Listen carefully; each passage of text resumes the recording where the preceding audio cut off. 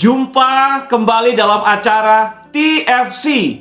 Kali ini kita akan menyimak tulisan Pendeta Yoel Ang dalam buku renungan Teens for Christ dengan judul Ceroboh, berdasarkan kitab 2 Raja-Raja pasal yang ke-6 ayat 1 sampai 7 bersama saya Pendeta Jimmy Santoso.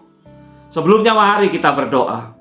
Bapa di dalam surga, kami bersyukur walaupun kami dipisahkan oleh ruangan, oleh tempat dan jarak, ya Tuhan, kami disatukan oleh Roh-Mu yang kudus, agar kami boleh membaca dan merenungkan firman yang sama pada hari ini, sehingga kami boleh menjadi anak-anak muda yang bahagia, karena firman Tuhan boleh menjadi pelita kehidupan kami yang masih muda ini.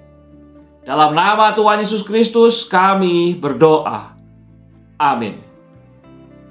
Yang akan menjadi pusat perenungan kita adalah kitab 2 Raja-Raja pasal yang ke-6 ayat ke-5.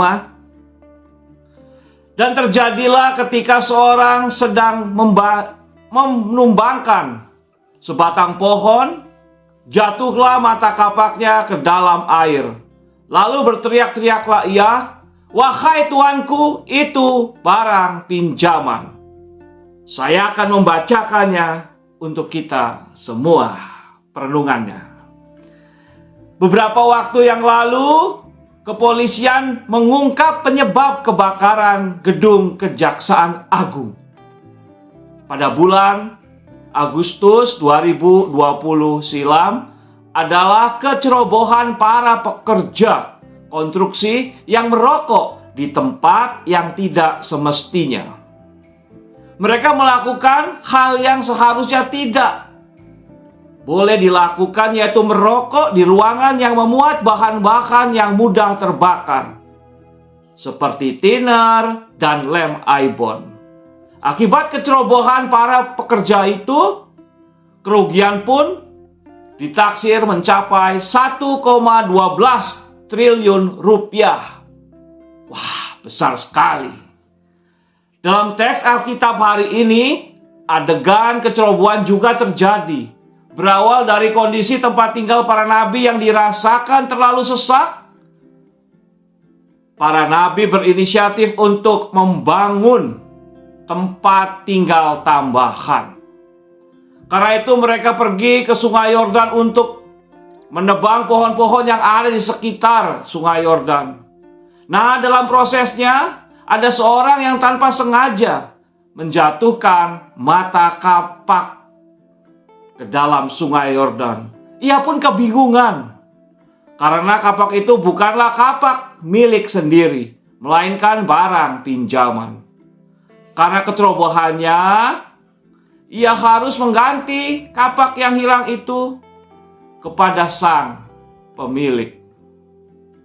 Untunglah saat itu Elisa datang menolong. Atas perkenanan Allah, Elisa dapat membuat mata kapak yang terjatuh itu mengapung di permukaan air sehingga dapat diambil. Nah, teens, tanpa sadar, seringkali kita menganggap kecerobohan sebagai hal yang lumrah terjadi dan manusiawi.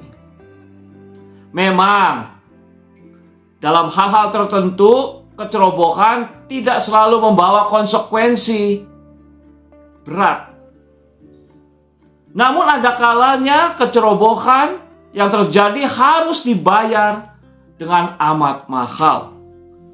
Coba bayangkan, apa yang terjadi seandainya kita ceroboh ketika menyeberang jalan raya, berkendaraan di jalan raya. Kecerobohan adalah sesuatu yang tidak boleh kita pandang remeh, karena bisa ada banyak masalah yang terjadi yang berawal dari sebuah kecerobohan.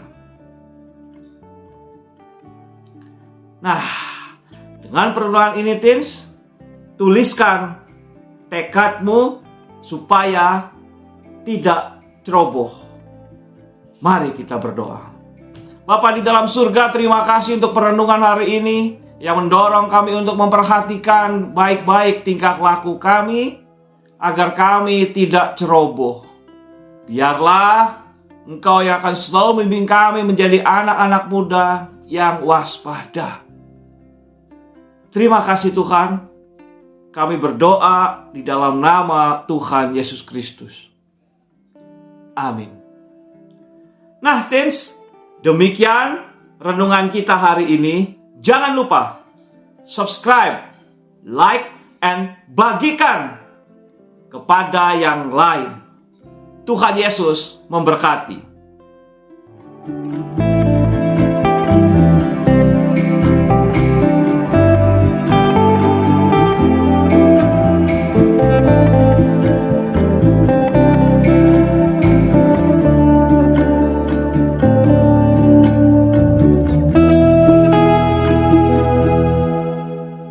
Sahabat, mari dukung pelayanan dan pekabaran Injil melalui YKB dengan membagikan link acara ini kepada sebanyak mungkin orang.